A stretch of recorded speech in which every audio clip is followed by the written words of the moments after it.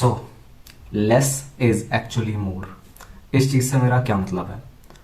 Recently as I am recovering from this injury of mine, shoulder injury, जिससे मैं पिछले 3-4 महीने से काफ़ी परेशान था।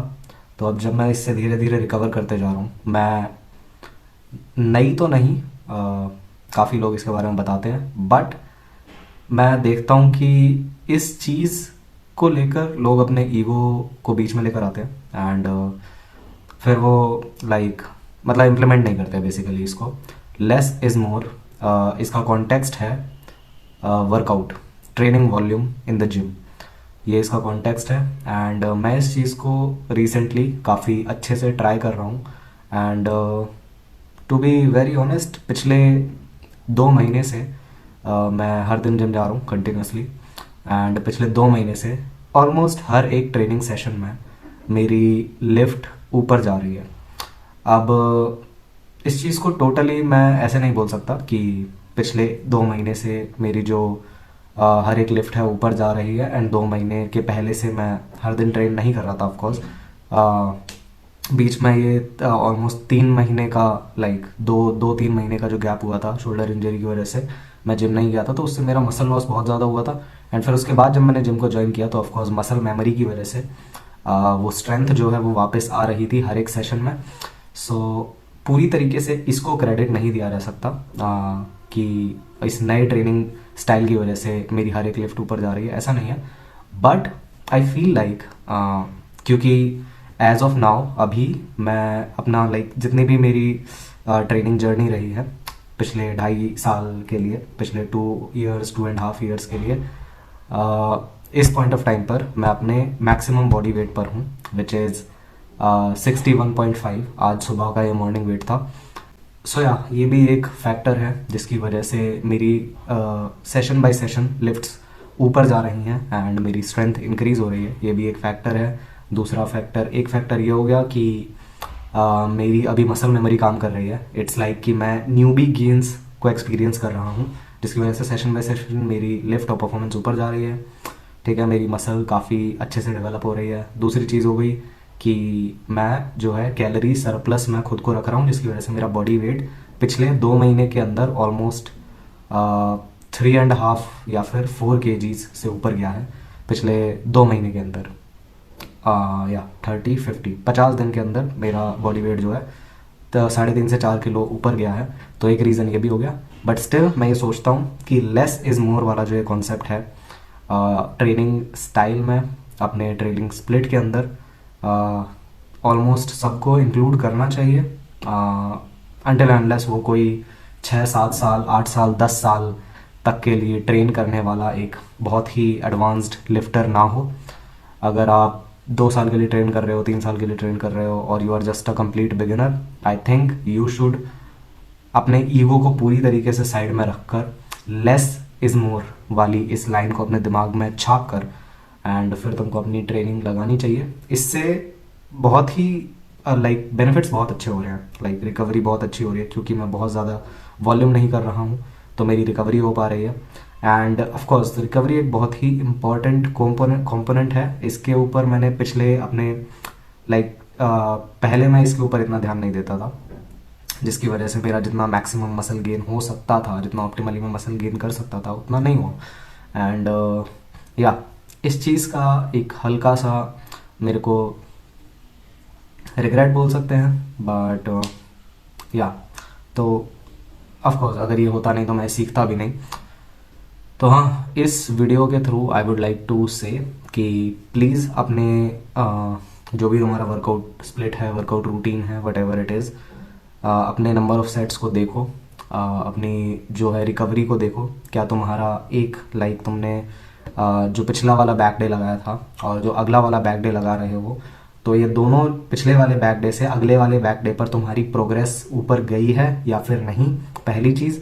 या फिर पिछले वाले बैक डे से सिमिलर या पिछले वाले बैक डे की जो तुम्हारी इक्वेशन थी उसको इक्वेट किया है या नहीं। ठीक है, या तो तुम्हारा जो नया वाला बैक डे जो तुमने लगाया है वो उसके बराबर होना चाहिए या उससे ऊपर, हल्का सा, भले ही हल्का सा ऊपर, भले ही 1 रैप ज़्यादा गया हो पर ज़्यादा होना चाहिए।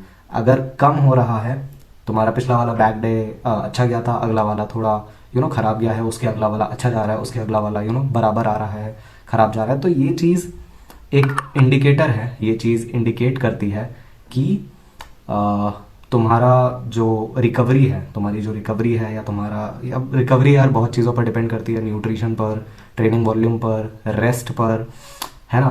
तो मेरा हमेशा से ये था कि मैं अपना बताता हूँ, मेरा ये था कि न्यूट्रिशन बहुत ही कमज़ोर, शुरुआत से मेरा न्यूट्रिशन वाला जो पिलर है बहुत ही कमज़ोर रहा है। एंड अच्छे से मैं उसको पूरा नहीं कर पाता था। लाइक मैं एक राजा की तरह ट्रेनिंग कर रहा हूँ, एक वर्कआउट कर रहा हूँ एक राजा की तरह, एंड न्यूट्रिशन है मेरा एक गरीब भिखारी की तरह, इस तरीके से मेरा रहता था। तो उसकी वजह से ये दोनों चीज़ें बहुत ज़्यादा ऊपर नीचे चलती थी।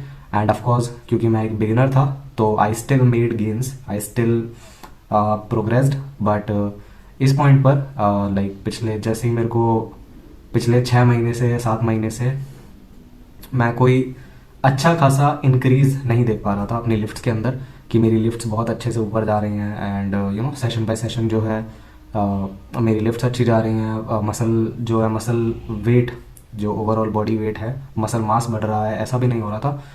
तो हाँ, इस अब मेरे को समझ में आया है, as I am trying this new approach of less is more, जब मैं इसको ट्राई कर रहा हूँ तो अब मेरे को समझ में आ रहा है कि मेरी गलती क्या थी।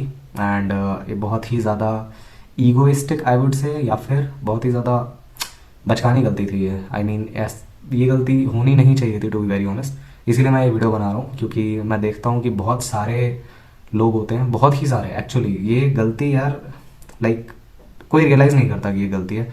एंड जितना मैं जानता हूँ यार, डाइट, न्यूट्रिशन उसी का अच्छा होता है जो या तो एक बहुत ही रिच फैमिली से आ रहा है, पैसे की कोई दिक्कत नहीं है उसको, तो उसका न्यूट्रिशन ऑन पॉइंट कर सकता है, वो बहुत ही अच्छे से अपने न्यूट्रिशन को ट्रैक कर सकता है।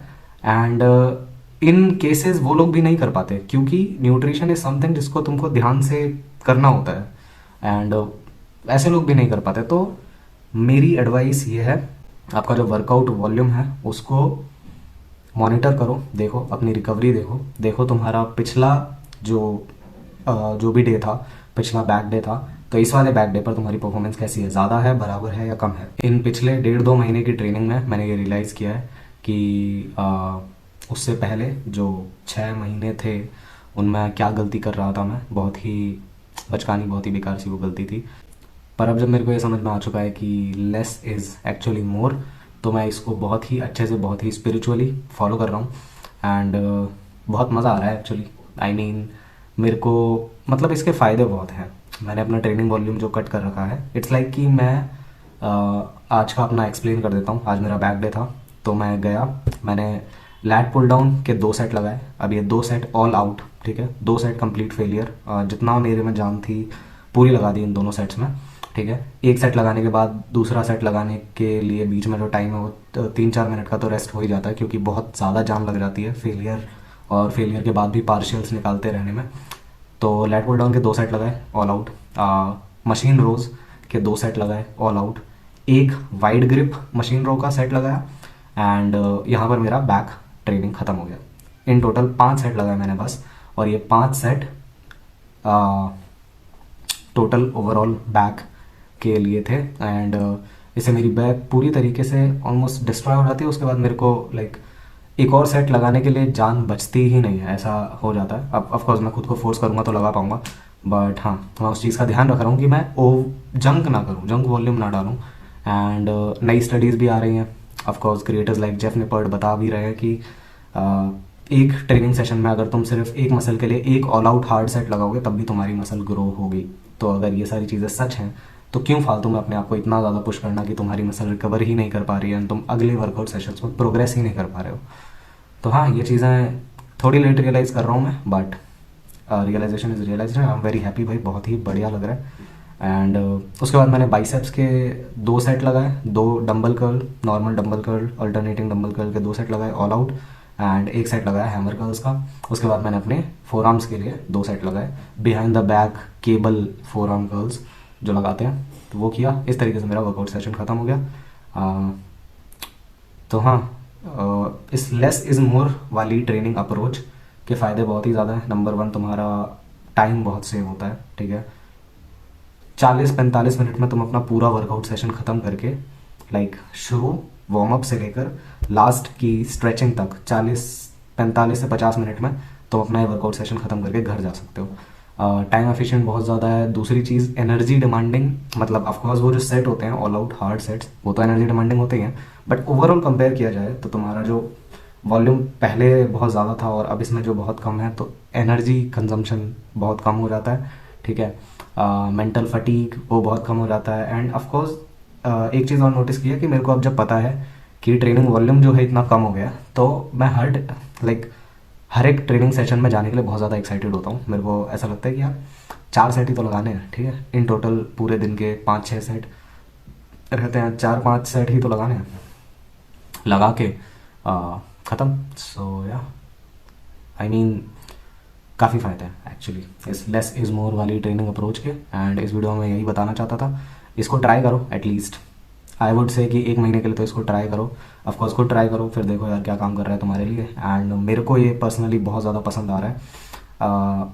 मेरी लिफ्ट्स हर वीक बाय वीक ऊपर जा रही हैं एंड खुद को पुश भी कर पा रहा हूँ, रिकवरी में इशूज़ नहीं आ रहे हैं। एंड इस पॉइंट ऑफ टाइम पर मैं अपने न्यूट्रिशन का भी अच्छे से ध्यान रख रहा हूँ। सो हाँ, काफ़ी बढ़िया चल रहा है। तो या try this approach of less is more. And तुमको I think I can say that confidently कि तुमको ये वाली ट्रेनिंग अप्रोच ट्राई करने के बाद वापस से वो जंक वॉल्यूम वाली या फिर ज़्यादा ट्रेन करने वाली जगह में जाने का मन नहीं करेगा।